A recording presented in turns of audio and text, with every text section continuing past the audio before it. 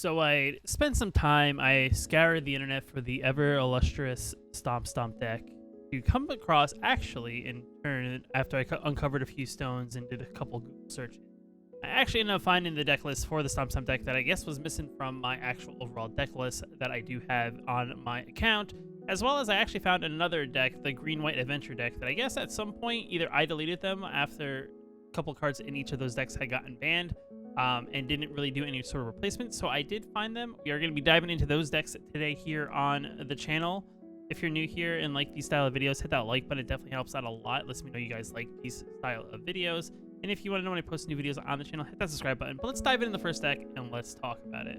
All right, so first and foremost, the first deck that I did find when I was doing the Google searches was the two Avengers deck. This deck was actually included in the entry decks that you get when you unlock the various decks in MTG Arena. And essentially the deck was playable up until about, what was it, I think September or October, when they went ahead and they banned a card called Lucky Clover. This card here essentially makes it, whenever we casted an adventure card, instant or sorcery spell, we copy it, you may choose new targets for the copy. It actually turned out that that was actually swaying a lot of the decisions of how the meta was at the time. And I do think the card overall for the value, you know, being uncommon and doing that kind of a thing, and with already Throne of Eldraine being so powerful, it just kind of made it a little bit on the more broken side, just because it, you know, took an advantage for these double-sided cards, so you get even more value out of these Avenger spells. So essentially this deck is unplayable with those particular cards. So if you wanted to play this Adventure deck and you haven't already made changes to it to make it playable in the arena, what you need to do is you actually need to get rid of it because the deck won't be able to play. And I would just go ahead and maybe just add a couple extra copies of particular cards in the deck that you may find fit, whether it be another copy of Edgewell Innkeeper or even possibly a Wondermaid or something like that. You know, it's one of those things that you could probably feel out, especially if you're new here. You know, you probably want to kind of figure the deck out. Maybe play a couple games with different additions and subtractions and kind of figure out what the exact number of those cards is to replace that ever illustrious Lucky Clover. Other than the deck, this deck is actually pretty straightforward. It utilizes, like I said, this ability called Adventure, which you can see in all these cards. Essentially, it gives cards two different spells that you can cast. You know, there's one that is in that lower left-hand corner that says, like, for example, this one's a Bring Back. It's 4 mana, create 2/1/1 white tokens onto the battlefield. And then the actual creature itself, it's a 4 mana 2/2, and then you can tap it. Creatures you control get +1/+1 on it. Essentially, this deck takes advantage of that. Because we are getting more value out of our cards. Essentially, you're playing one card and you actually get two different spells or effects out of that one particular card. And the way we do this is we do it in multiple ways. One, we play cards like Edgewell Innkeeper. Essentially, whenever we cast a creature spell that has an adventure, you get to draw a card. And most cards in our deck are of this category. So it doesn't have to cast the adventure side first, just in case. So you can always just play the creature straight out if you really just want to get a big threat. And this is technically like our card draw engine. And now you can actually think, if you think about it, for one thing, you can kind of see how this card just is actually pretty good as long as you keep it on the battlefield. The other thing that we actually do is we play cards here, for example, that get triggers whenever we cast an adventure spell. And this is kind of like some other tribal decks that you can see in the meta. Kind of like rogues, I guess is the best way to kind of think it similar. You know, like rogues, you know, you get effects if you have other rogues, whenever you play other rogues, for example, when you play the Enforcer and things like that. So this one, for example, Wondermare is a 3/3 for 3 mana. And whenever we cast a creature spell that has Adventure, put a +1/+1 counter on Wondermare. So essentially, you start making a very big horse every time you play an Adventure creature. Another one we got is Garen Big Squire. It's a 2 mana 2/2. Whenever you cast a creature that has Adventure, it gets +1/+1 to end a turn. So essentially, this is a good way to get a little bit of additional damage for a 2 mana 2/2, which actually surprisingly isn't too bad. And it's a mixture of these kind of cards and a little bit of cards that just have Adventure on them to kind of get overall benefits. This one here gives target creature +1/+1. So that's also very good because now it's also +1/+1, so it makes it harder for your opponent to deal with. So awesome card. And then just like overall, the way you would want to upgrade it is probably you want to start with the lands, because lands, you know, having lands that don't come into play tapped is always a good thing here. So probably playing things like Pathways. Maybe even Fabled Passages to kind of clean up there. And the goal is you probably don't want to disrupt too much of this meat here if you want to keep it like Adventure Tribal. I would say Adventure Tribal is a little bit on the rough side, but there are other cards that we can add more copies of, especially the rares, that can overall make this deck perform that much better. So we're going to dive into the Adventure side of the upgraded Adventure side of the deck and kind of talk about what changes I made and why I made those changes. Alright, so here essentially is my upgraded version of the deck. As you can see, most of the deck hasn't really changed for the most part. We did get rid of some of the cards I do feel kind of are on the bloat side that, you know, they don't really benefit too much, or they're a little bit on the slower side to really gain a whole bunch of benefit out of. But we kind of refined it a little bit, and we just kind of went ahead and made our own version. I didn't put Fable Passages in, but I'll probably include them just because sometimes getting even two colors in MTG Arena, the way the shuffler works sometimes can be kind of hard. So I'll probably add in 4 copies of Fable Passage so you can filter your mana a little bit better, so you can maybe get the particular color you are looking for. And overall, what we did here is we kind of just increased certain cards that I think overall just helped the overall value of our deck. For example, we went up to 4 copies of Giant Killer just because I do like its adventure thing and the ability that you can always play as a 1/2 that has the ability to tap target creature. It definitely becomes a very pesky card that your opponent has to deal with in some sort of way, and definitely having the ability to kind of destroy target creature with converter power 4 or greater is definitely very good sometimes in the meta, depending on the deck you are facing. Though, you know, if cards get indestructibility or protection, it does kind of get a little there. You know, 4 copies of Edgewall Innkeeper, just because, yet again, we kind of want to draw our card draw engine, and this is one of them in the deck. Primal Might is another card that is in the deck that is actually pretty interesting here because most of our creatures are actually pretty decent. You can tap X and tap green, and technically this is a fight spell at sorcery speed. And then it also pumps the creature for whatever we tap for X. So we can pay for 1, just have a fight spell for 1, or we can pay, you know, 5 plus 1, and then we could essentially get target creature plus 5 and make a fighting creature, and then attack our opponent in the face for really large damage. Other than that, we, you know, Shepherd of Flock, I think we either upped it to 3 or was already at 3, but 3 copies of this just because in case any of our permanents may get an enchantment or get targeted by something, we can always bounce them back and reoccur, you know, their effect, or just protect them in some sort of way. Definitely good to have there. Garen Big Squire, we know we did 4 copies because it's a pretty solid 2-drop, and with us playing a high amount of Adventure, I mean, you know, you kind of want to try to draw him on curve, so definitely a good 2-drop there to have 4 copies of. Banished Light, we went up to 4 copies just to kind of get some pesky non-land permanents out of our way by exiling them. Maybe trying to get some, you know, that additional damage in, try to wear our opponent down pretty quickly where they may not be able to come back from. So Banished Light's a pretty decent card there. There are other variations you kind of do here. You can do something like Last Casket, which is only creatures that convert mana cost 3 or less. You can play things like Pacifism and things of that nature. But I think Banished Light works here, you know, just to give us some variety. But like I said, there's other options to go there. I added in Maul of the Skyclave because I think this is overall better than the card that I think I replaced with it, essentially, just because, you know, you get to equip it to target creature, give it +2/+2 flying in for a strike. Most of our creatures can get very big, and giving a creature +2/+2 flying for a strike definitely makes it really, really hard for our opponent to really deal with. So I kind of added that card in. It's definitely fun to mess around with. Like I said, you know, you put it on something like Garen Big Squire or even Wandermare, it makes it definitely very hard for opponent to try to figure out how to block around it in that nature. And I also went up to 4 copies of Lovestruck Beast. This card is just very solid. If you play green and you're playing like this style of deck, I can't see why you wouldn't want to have 4 copies. I know it's a rare, so it's definitely a little bit hard to grind up to, but I mean, if you're working at the Adventure base deck and you're kind of working your way to get here, I would definitely say this is a card you want to focus on in the main deck, just because the value of what you're getting, the ability to get a 1/1 creature on the first turn, and then on turn 3 you get to play a 5/5. Even if the 1/1's not on the board or you don't have a 1/1, you know, it's a decent 5/5 blocker for 3 mana, which definitely is very hard for your opponent to deal with if they don't have some sort of direct and board wipe. We kept the Realm Cloak Giant at 1 copy. It's definitely an interesting spell here. Because our deck is kind of creature focused, we don't really want to wipe the board of creatures, so we're only going to play, you know, only 1 copy of. But I figured I'd leave it in here just as a possibility, you know, as that like that desperation thing. The other thing too is for 7 mana you get a 7/7 Vigilance creature, so it's a big 7/7 that makes it hard for your opponent to deal with. So we definitely went with, you know, 1 copy there, just kept the copy that the deck already included. I also added in the Great Henge, just as another way to kind of, you know, draw additional cards, give creatures +1/+1 whenever they come into the battlefield. And it's definitely a good way. We do play a lot of creatures, like I said, that can be fairly powerful. Lovestruck Beast on turn 3, and then Great Henge on turn 4. Definitely a good solid play there. Even things like Wandermare and stuff like that combined with Great Henge could definitely make it cheaper overall to play.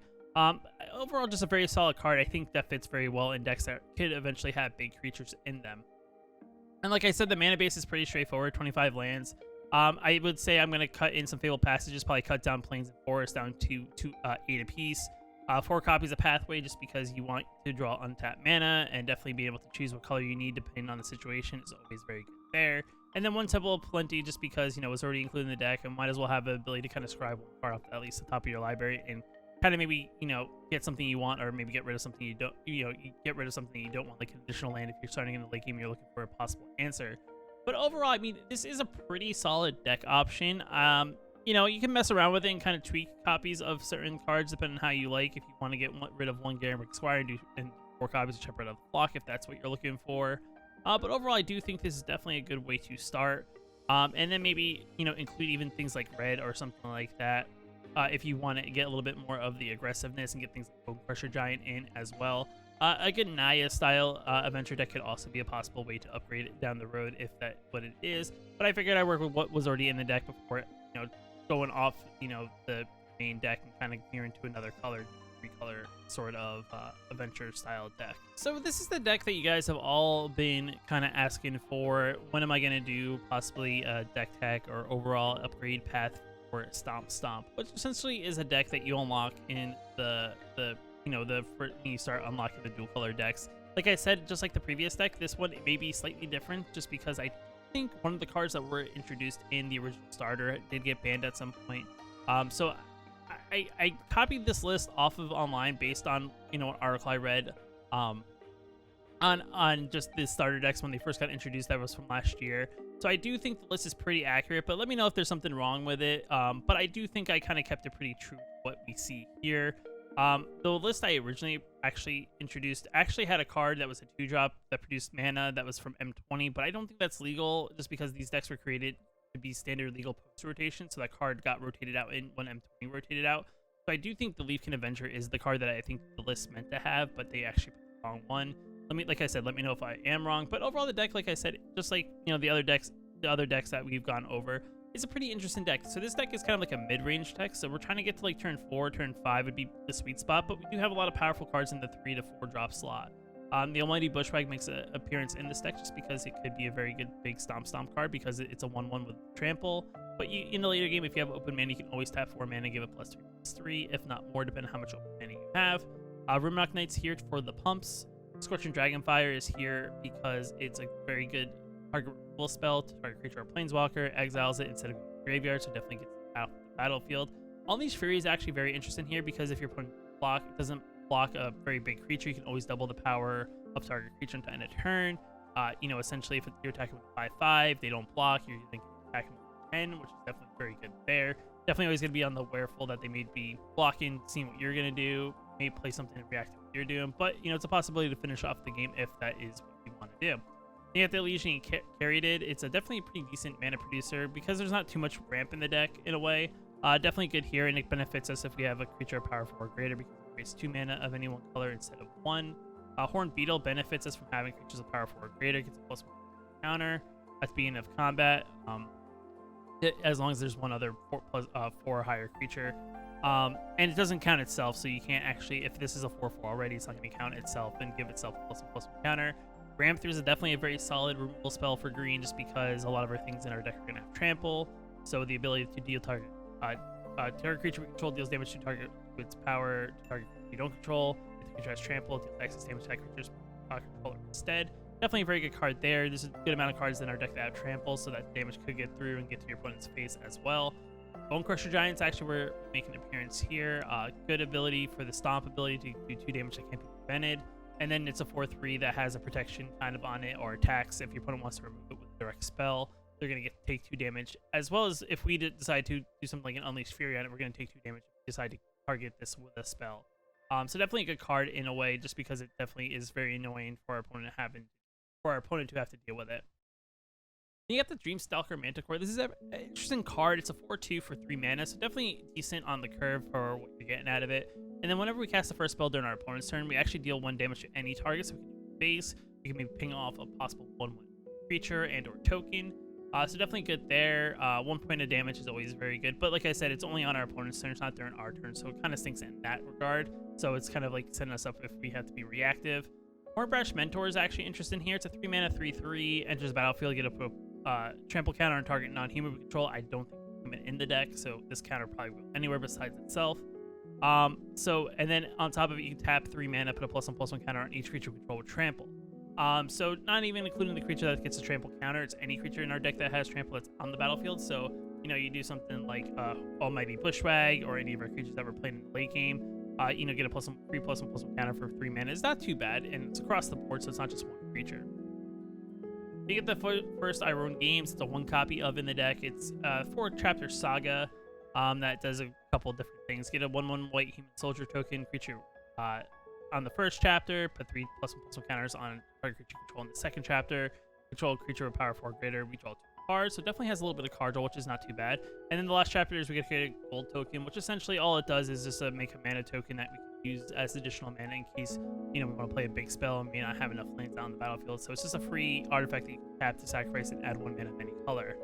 Then it's got Radha in the deck that it's as long as it's turn, it has first strike. You can look at the top of your library at any time. You can play lands from the top of your library. So definitely a good way if you're, if you are trying to look for an answer, and you have, maybe you have a land on top of your library, you haven't played a land yet, you can put it on the battlefield, and then maybe try to get to a possible answer. And in the late game, if your opponent decides not to block it, you can tap 6 mana, and Radha gets +X until end of turn, X is the number of lands you control. So in a way, this card benefits us from having a decent amount of lands on the battlefield. Definitely a good card. It saw a little bit of play when it first came out, but I feel like it lost a little bit of its faith just because of the way the meta has rotated. But definitely not a bad card to probably start out with. Then you got Warden of the Chain. It's a 3 mana 4/4. It can't attack unless you control another creature power 4 greater, which is unfortunate. But it could be a decent blocker for 3 mana. It has Trample, which is also very good. Like I said, there's a lot of things in the deck that have Trample or have power 4 or greater. Nessie and Hornbeetle can eventually get there. You can even Unleash Fury, maybe one of your smaller creatures, in case you really want to attack in for some big damage to actually get that damage through. Yeah, Leafkin Avenger. Like I said, I'm unsure if this is the card that was supposed to be in the deck. The other one, like I said, is another Leafkin that's a 2 mana Leafkin that produces, green mana, and if you have control creature power, control form or creatures, you get 2 mana instead. But this one made more sense just based on the abilities. It's a 4 mana 4/3. Add 1 green for each creature you control with power 4 or greater. So definitely a good card that benefits us from playing big things on the battlefield. And then you can tap 7. Leafkin Avenger deals damage equal to its power to target Planeswalker. Interesting card here because initially, just looking at it, there's not really many ways for it itself to gain, that additional power. You can put something like an Unleash Fury on, but then you're looking at almost 10 mana to do something like that. But definitely a good way to maybe finish out the game in case, you have open mana, but not really too much damage coming through. Maybe just this. So you can at least ping for 4 damage and have that open mana. Then you have the Rampart Smasher. That's a 4 mana 5/5. It can't be blocked by knights or walls. There's not really too many knights that are played unless you think of like Fervent Champion in like mono red. And maybe once in a while you come across the random knight deck. But I mean, a 5/5 for 4 mana is not too bad. And also walls aren't too bad either. Being able to not be blocked by walls are pretty good. I mean, there's not, like I said, there's not many walls in the format, I think, other than the Birth of Meletis is the only one I can think of. But other than that, a 4 mana 5/5, also not too bad. Definitely works synergized as well with something like a Warden. Play this on turn 4, play this on turn 3. You get to attack this on turn 4, which is not too bad. Tear the Peace is an interesting card here. It's flying, 5 mana 5/4. It is a mythic. Spells your opponent's cast, target a pair of peaks, cost an additional 3 life to cast. So your opponent has to pay 3 life in order to actually target this card, which is definitely very good. Taxing your opponent life points in order to target a creature control, definitely good in that sense. And then whenever another creature enters the battlefield under control, Terror of the Peaks deals damage equal to that creature's power to any target. Most of our cards in our deck are fairly big, other than maybe our early game stuff, which are 1/1s, things like that. But if you get to play this on one turn, the following turn follow it up with like a 5/5 or a 4/4, taking 4 damage anywhere or targeting it wherever you need to, even if it's the opponent's face, it's definitely very, very good. And then the last card in the deck is Return of the Wild Speaker. It's a 5 mana instant speed spell. Draw cards equal to the greatest power among non-human creatures you control. So in the deck, you're probably going to draw, at most with this card, you're going to draw 5 cards because the Giant itself is a 5/5. And then also you can choose the other ability with non-human creatures control get +3 on turn. Definitely a good way to maybe if your opponent decides not to block, maybe some smaller creatures, but block your bigger creatures, you can always play this. Kind of get additional +3/+3 across whatever they don't block, and maybe turn into like a swing that was going to hit them for 4 into like a possible additional 10. Or up to 10, which would definitely maybe even finish games in a certain way. Definitely an overall interesting card. Definitely one of those things, if you choose the first ability, your opponent can react to it because they can kill your biggest creature. So if your 5/5 dies, you only have 1 afterwards, you can draw a card for 5 mana, which is not very good value. But I do think the second ability is actually where the value comes from this card. And the mana base, never mind, we actually have 1 more card. My apologies. We have the Volcanic Salvo. It's a The 12 mana spell, sorcery speed. This spell costs X less to cast for X is the total number of power your creatures control. We have big creatures in the deck. This card will cost less pretty quickly. And then after that, Volcanic Stab will deal 6 damage to each of up to 2 target creatures and/or planeswalkers. So essentially, you get to target 6 damage, up to 2 target creatures and/or planeswalkers. So it's definitely an interesting card there, but it does cost a lot, so it does take a little bit of time to play some big creatures to make it cost less. I do think there's a better card. For some reason, the name of it is escaping me. So if you know what the card is, it's the Modal land from Zendikar Rising. That it's the tap 2 red and tap X, and you deal X damage to target up to 2 target creatures. I do think that's an overall better card. Sure, it doesn't cost less, but I do think you can target up to 2. You don't have to. So it's definitely one of those things that I do think is better. But overall, interesting card that they added into the deck. But I do think you probably should rotate to something like that. Then the mana base is pretty straightforward: 9 mountains, 10 forests, 4 rugged highlands, and 1 temple abandoned. Like I said previously, if you want to upgrade it, get rid of the tap lands, play the pathways is definitely a good way to go. Mana base is fine because we do play creatures that grant mana here, so definitely that's probably why it's a little bit lighter. I think this is 24 lands, so that is a little bit on the tighter side when it comes to lands compared to like 5, maybe even 26 AC in most of the starter decks. But our curve is really just the 3-4 slots, so need more lands. It's not the best thing. It's always finding those answers is probably a good way. So now moving on to the upgraded version of the deck. Overall, the deck didn't change too much. Sure, there's a couple things I did add that kind of weren't in the deck already. I added an Edgewalking Keeper because I do think if you're playing like budget or a little bit on the value side and not playing too many in the ways of rares, but in Edgewalking Keeper and adding adventure spells is definitely the way to go. The deck does play a fair amount of them in the way of Rimrock Knight, play Love Strike Piece, which is already, I don't think in the deck, but we added that to the deck, and Bone Crusher Giant, which is definitely a solid card. I do think you can get decent value out of there. That can turn into like a possible 9 cards that you can draw just off of that. We upped, I think, the Scorching Dragonfire and the Unleashed Fury to 3 copies each.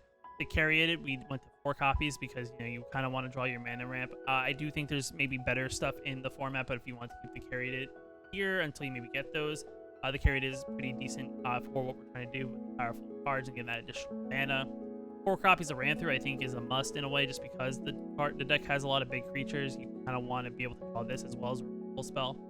We added in the Brushfire Elemental just because I do think it's a pretty solid creature spell. It's a 2 mana 1/1 with haste, but it can't be blocked by creatures of power 2 or less, which is I think very good. It makes it very hard to chump in that sense. And then whenever the land enters the battlefield, Brushfire Elemental is +2/+2.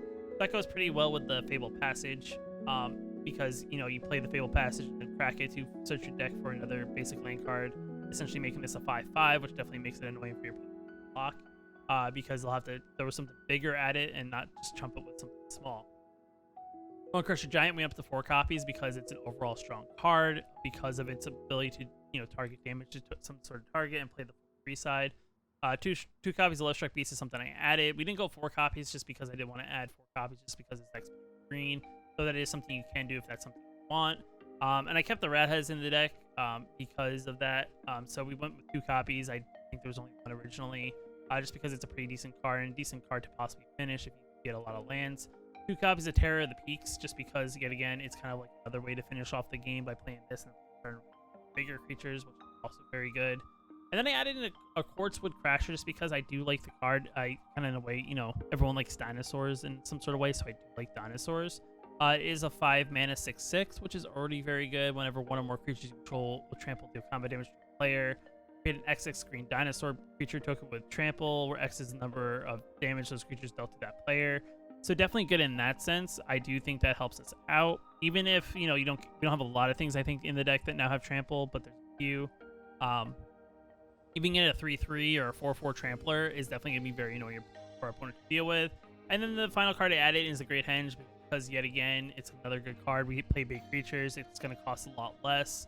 On turn 3, this thing could, on turn 4, when we play maybe one of our big turn 3 spells, this thing could cost 4 or 5 mana depending on what creature we do play. In the late game, it's definitely going to help us regain that life back, and it's also going to create some of our smaller creatures and make them bigger overall when the battlefield and get a card draw out of it.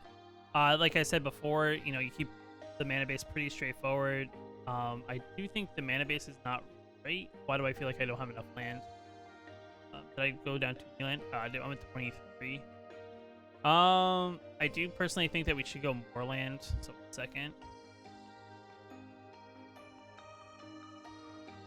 So I cut down one of the caryatids, and I kind of went additional copy of I think a mountain or forest. I forgot which one I put in. But 8 and 8, and then 4, and then 4 copies of Fabled Passage. We do play the caryatid to kind of get that additional mana there. We also play the Great Henge in the late game to get that additional mana.